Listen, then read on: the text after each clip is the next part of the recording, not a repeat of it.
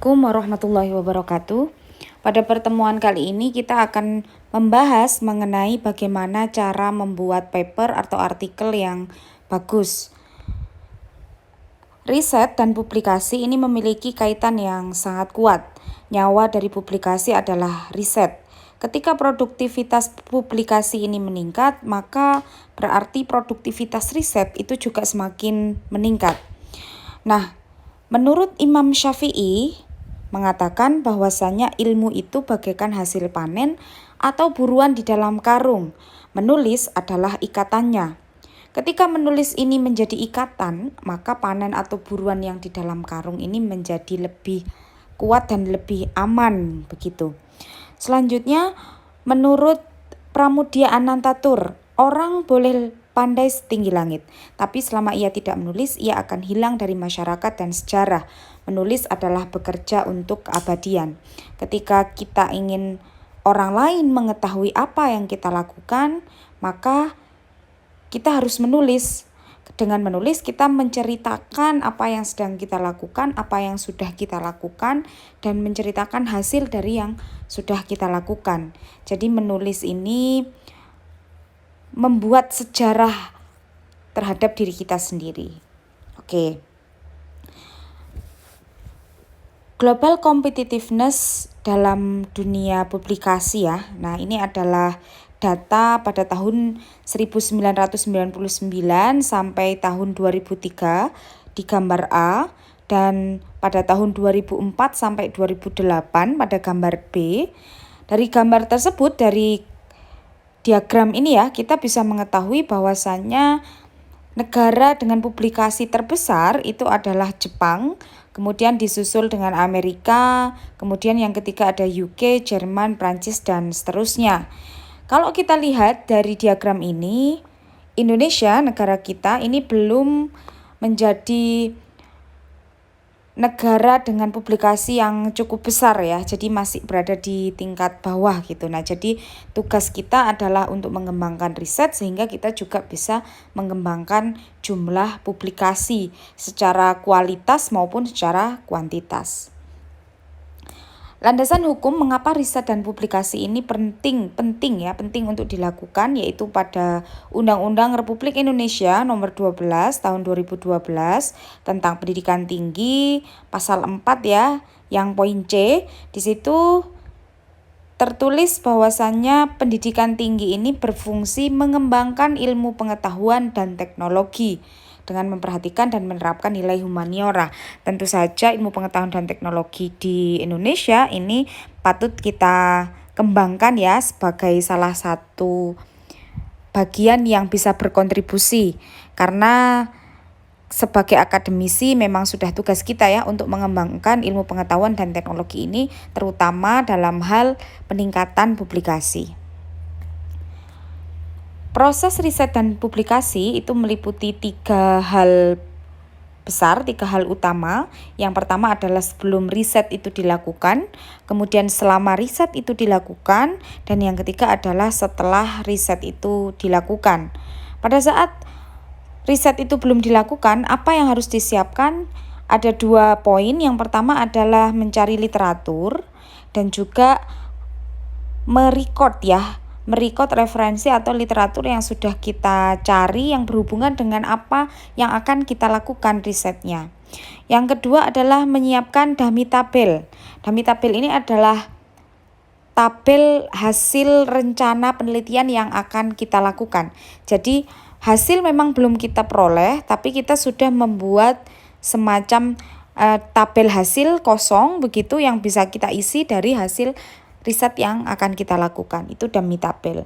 Selanjutnya, selama riset, apa yang harus kita lakukan? 1, yaitu merecord hasil yang sudah kita peroleh. Yang kedua adalah mengupdate literatur yang sudah kita siapkan pada saat sebelum riset itu dimulai. Yang ketiga, pada saat setelah selesai riset, nah kita ini bisa menulis paper. Yang pertama menggunakan pendekatan sistematik tentunya ya untuk membangun sebuah paper itu step by step. Kemudian memulai dengan outline-nya apa saja untuk membentuk sebuah framework. Yang ketiga yaitu diskusi ya. Diskusi adalah bagian yang penting gitu. Bagian yang penting dalam penulisan paper tentu saja, dan diskusi ini merupakan bagian yang butuh interpretasi dan juga cara berpikir yang lebih hati-hati dalam menginterpretasikan sebuah data. Selanjutnya memulai dengan section yang lebih mudah gitu ya, yang paling mudah supaya paper itu bisa kita selesaikan dengan baik. Jadi kita mulai dari yang lebih mudah dulu. Kemudian menentukan jurnal di mana kita bisa mensubmit paper atau artikel yang sudah kita buat. Tentu saja yang skopnya itu nyambung atau include dengan tema yang sudah kita lakukan. Kemudian menulis draft kasarnya dulu ya, draft kasar dari paper itu. Nah, sekali kita memulai, maka kita harus menulis secepat mungkin ya, secepat yang kita bisa, supaya paper itu bisa segera terselesaikan. Kemudian menulis paper itu jangan dilakukan secara singkat gitu ya. Bisa dilakukan dalam beberapa hari atau beberapa minggu, sehingga kita punya waktu untuk membacanya kembali, untuk proofreadnya, dan untuk memperbaikinya dengan lebih bagus tentu saja. Kemudian berikan ya versi paper yang sudah kita tulis itu kepada kolega atau teman kita, supaya kolega atau teman kita itu bisa mereview paper yang sudah kita tulis. Baru kemudian kita bisa submit artikel kita ke jurnal gitu ya, yang sesuai dengan topik yang kita lakukan. Nah, kemudian kita harus paham mengenai pelanggaran kode etik saintifik gitu. Jadi dalam riset itu juga memiliki kode etik, sehingga kita harus memperhatikannya. Nah, di sini menurut Departemen Kesehatan gitu ya, ada beberapa pelanggaran kode etik yang biasanya dilakukan oleh seorang researcher atau seorang peneliti dalam menulis jurnal atau paper. Yang pertama adalah fabrication atau pemaksaan hasil gitu ya. Pemaksaan hasil supaya sesuai dengan apa yang mereka mau gitu. Padahal riset itu kan objektif, jadi harus sesuai dengan apa yang ada di lapangan, dan apa yang dilakukan itu ya harus apa adanya seperti itu. Tidak bisa kita memaksakan kita maunya A, terus akhirnya data yang kita dapat itu harus sesuai dengan apa yang kita mau gitu, kita paksakan, itu tidak bisa, itu fabrication. Yang kedua ada falsification. Falsification ini adalah manipulasi material, data ya, peralatan, proses, atau mengubah ataupun menghapus hasil yang kita mau gitu. Jadi semacam pemalsuan, tidak hanya data ya, pemalsuan data, alat ataupun proses itu masuk di falsification ini. Yang terakhir yaitu plagiarism. Saya kira ini beberapa sudah sering didengar ya oleh mahasiswa. Jadi plagiarism ini meliputi penyesuaian atau kesamaan ide, proses, hasil ataupun kata-kata dari penulis lain tanpa memberikan proper credit, tanpa memberikan sitasi ya. Jadi memang sitasi itu penting sekali supaya kita tidak terlibat gitu ya pada plagiarism. Nah, selain ketiga pelanggaran kode etik ini, ya fabrication, falsification maupun plagiarism, ada pelanggaran kode etik lain ya, yang berupa authorship, yaitu kepenulisan ya, penulis. Jadi orang yang tidak terlibat dalam penulisan kemudian kita cantumkan, itu juga pelanggaran kode etik. Kemudian ada multiple submission, jadi paper itu kita submit ke beberapa jurnal, itu juga tidak diperkenankan ya dalam kode etik. Kemudian ada lagi ownership atau kepemilikan hasil riset, dan ada juga conflict of interest, yaitu konflik kepentingan. Jadi untuk kepentingan tertentu maka paper itu dipublish gitu ya. Nah, itu juga melanggar kode etik. Dan ada yang lain juga tentu saja ya, kode etik dalam scientific atau dalam ilmu pengetahuan. Selanjutnya memilih jurnal internasional ya. Jadi jurnal itu punya yang namanya indexing. Jadi jurnal itu punya beberapa indeks. Nah, indeks ini untuk apa sih? Nah, indeks ini untuk menunjukkan kualitas dari jurnal tersebut. Jadi indeks jurnal ini akan menunjukkan seberapa tinggi atau seberapa bagus kualitas dari jurnal tersebut. Nah, ada beberapa parameter ya. Di sini ada Web of Science, ada Elsevier,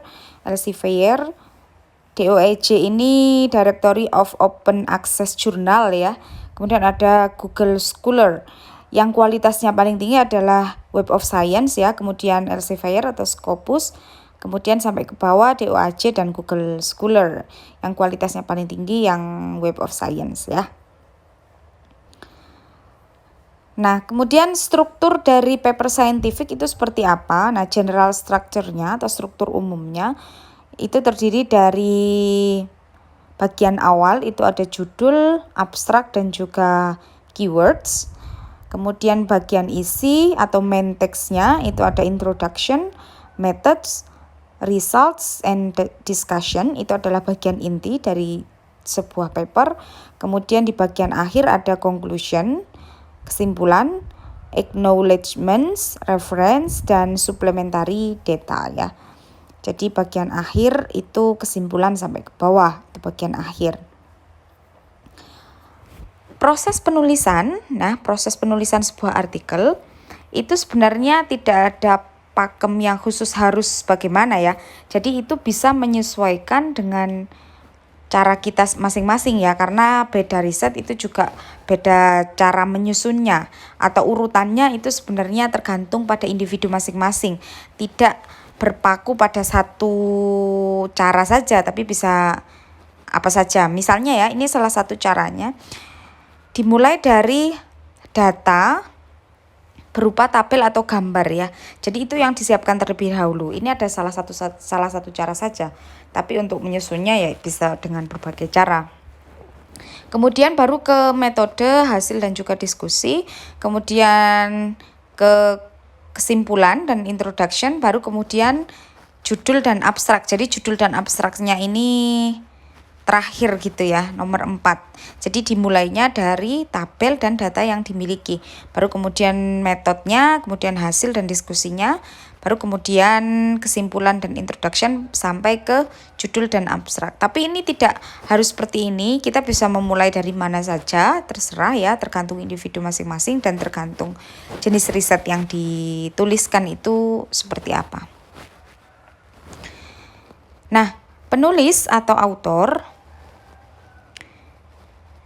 ini menuliskan ya. Jadi biasanya autor atau penulis itu tidak hanya satu ya, lebih dari satu. Maka di sini penulis ini bisa menuliskan beberapa nama di dalam artikel atau paper yang mereka tulis di sini. Contoh di sini ada suatu artikel ya dari Elsevier, Biodiesel Production by Esterification of Oleic Acid offers zeolite Y prepared from kaolin. Nah, di situ ada beberapa penulis ya.